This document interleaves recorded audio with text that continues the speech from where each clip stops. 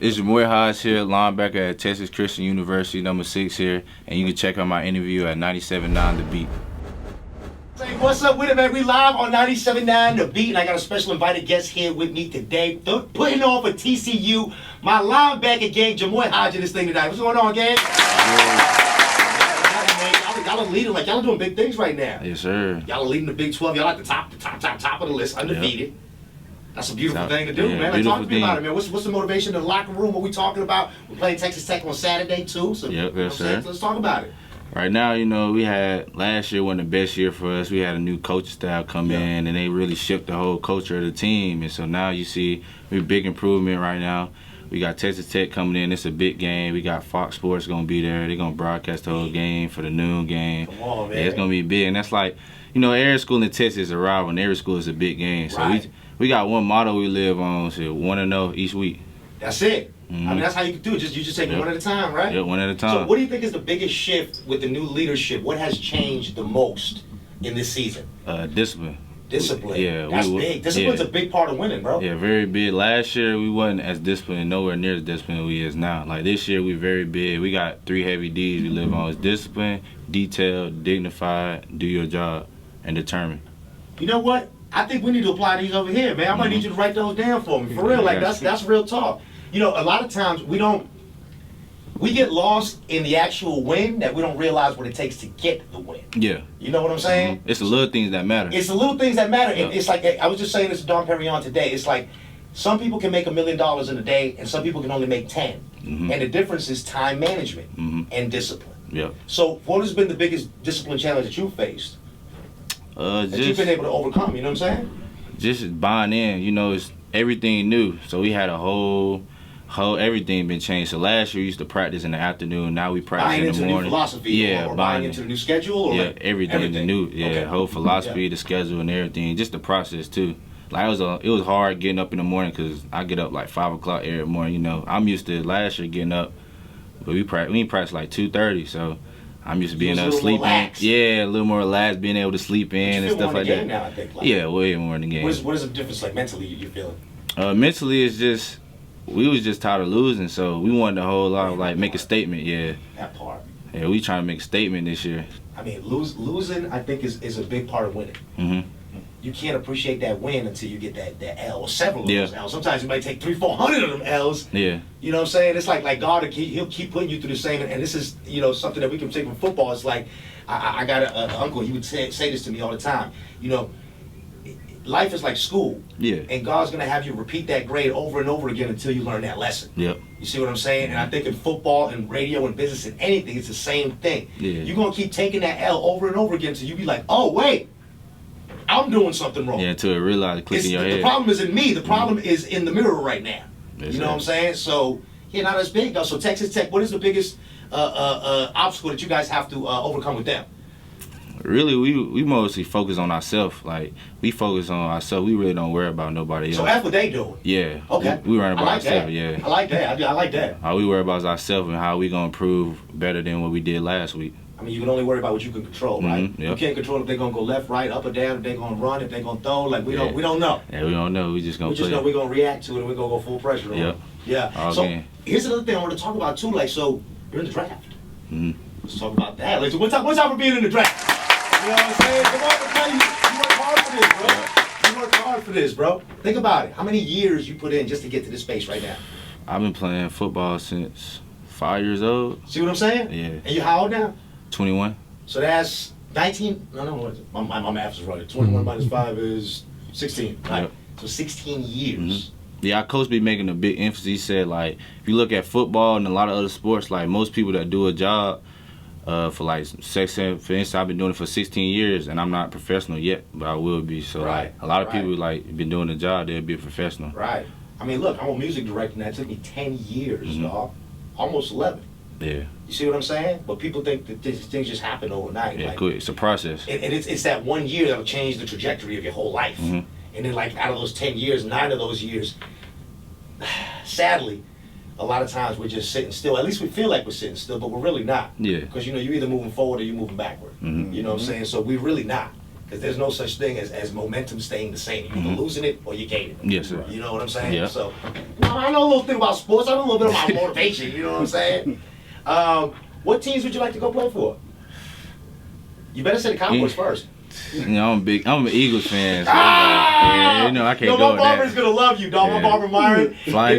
Michael Irvin comes to the barbershop where I go to, and he's an Eagles fan, and Michael Irvin is obviously a Cowboys fan. Yeah. Bro, and the arguments are just ridiculous, bro. Yeah, no, that's a heated rivalry right now. Yeah. So why the Eagles? I always been a Donovan McNabb fan. Okay, I was gonna ask you after Donovan McNabb. And then when Mike Vick got traded over there, that really sparked me to really be there. Let me ask you a question then. NFL based. What do you think about this thing with Tom and AB? You said Tom Brady and AB? Yeah. I mean, it's really hard because like I ain't behind the scenes, so I don't know everything that go on. You know, so it's like, kind of hard to speak on it. But from the outside looking in, just on a general, you know what I'm saying? We ain't gonna hold it against you. I think. What you mean in general, like how I feel about AB? Or? No, how you feel about the whole situation. I mean, AB's walking around with a T-shirt, and Tom Brady's wife on there. Tom Brady, you know, when everybody turned their back on AB, you know, Tom Brady, you know, he fought for him, bro. People didn't want him around. I mean, I think it's unprofessional. You know, I feel like that stuff shouldn't be. I think he's a talented player. Yeah. But yeah, you think he's unprofessional? Yeah, I think unprofessional. Of course, AB is one of the greatest receivers of all time. Like he can play, and also Tom Brady is one of the best quarterbacks of all time. I just feel like it's stuff like you shouldn't do, and it's stuff like you should actually sit down and talk man to man behind social media. Don't let stuff get out there for everybody to be in your business. That's what I feel like. It's just unprofessional. As a real one, I agree with that. Like you got to be able to keep a player. Yeah. And only players know how to keep a player. You tell somebody that's not a player to keep a player, like, what are you talking about? I'm just being myself. Yeah. Well, that's the problem. Yeah. You're being yourself. You're not being a player. And that's what it comes down to in the end. It's like certain stuff I just feel like doesn't need to be spoken about, whether it happened or not. Yeah. Well, especially behind closed doors, like not for everybody to hear about. Stuff that you don't talk about, you know what I'm saying? I just showed these guys a video of an artist, and he's kicking it with me, and then at the end, he's like, man, I love you, dog. And he kind of comes out of, you know what I'm saying, character almost to say, you know what I'm saying? Not to say he came out of, you know what I mean? Like we had a real moment. But I could very easily post that videos, and so I could go into clout mode and Cap be like, yeah, me and him are the greatest of friends, and you know, I'm Hollywood Zang, and for what? I don't need to do that. Nah. I'm a real nigga. I don't do shit like that. Nah. You see what I'm saying? Yeah. When this thing with Takeoff happened, and everybody was calling my phone, and they were like, yo, what do you think? What do you think? What do you think? I went on the air and I said, I think we should respect the family and not post Takeoff's postmortem videos. Yeah. I think that we should not speculate and create rumors. And by the way, here's the clip from the chief of Houston Police, and I agree with some of the stuff he said. If you guys want to talk about it, then I'm open to it, but I don't want to entertain rumors. I want to stay around facts, and I want to be respectful to the family, like a what? Like a ripple. Yeah. I mean, that's what we would do. Yeah. So it's like you got a way that you find your way around a certain character of people. So it's like, it could be a real one in Boston, there's another one in Arlington, and they're gonna find each other.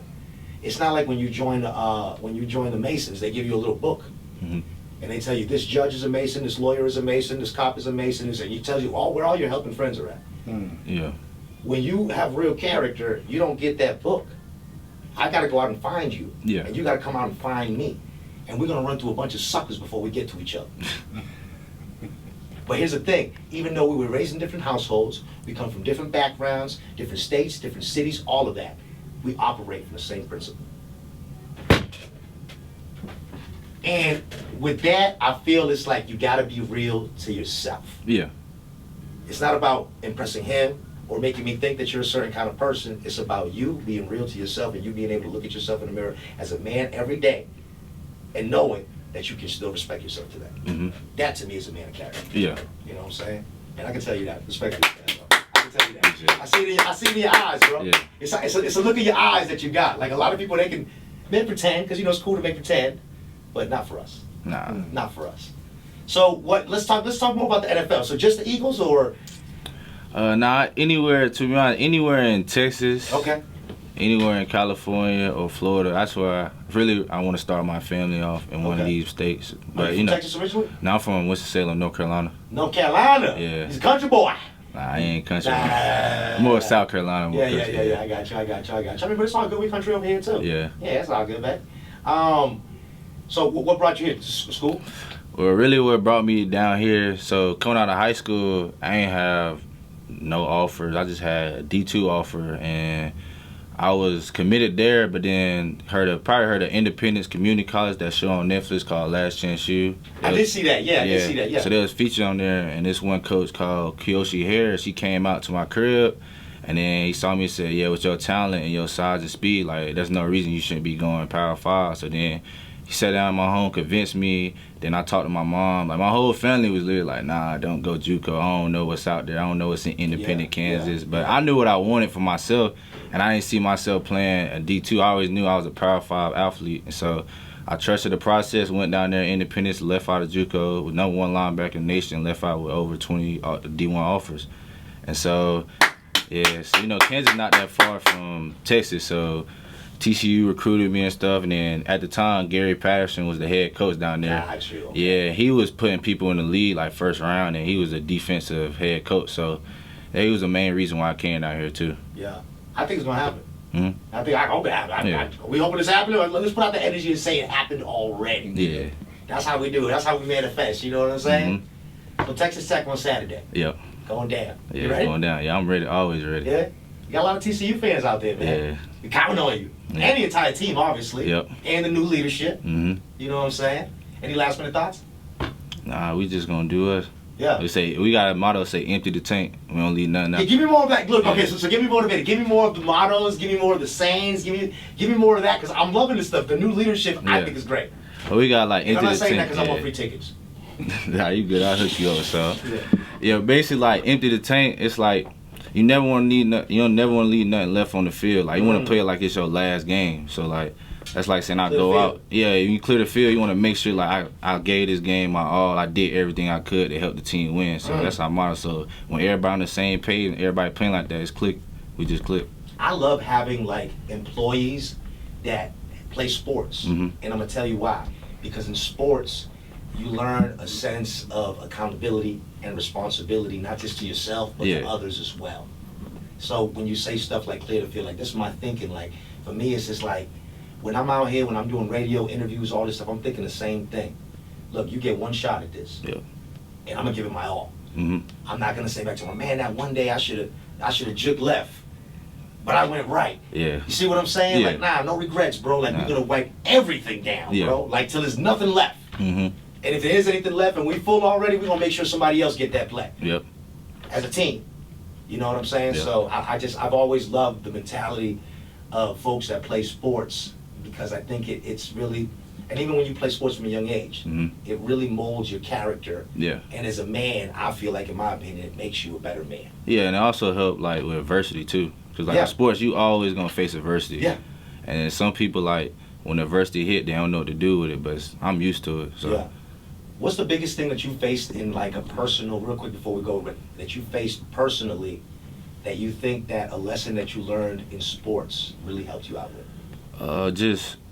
I say, cause in high school, my junior year, I tore my ACL, my meniscus. So, like I said, I ain't had no offers. So, and I knew I was good. I knew I was Power 5 level, Power 5 talent.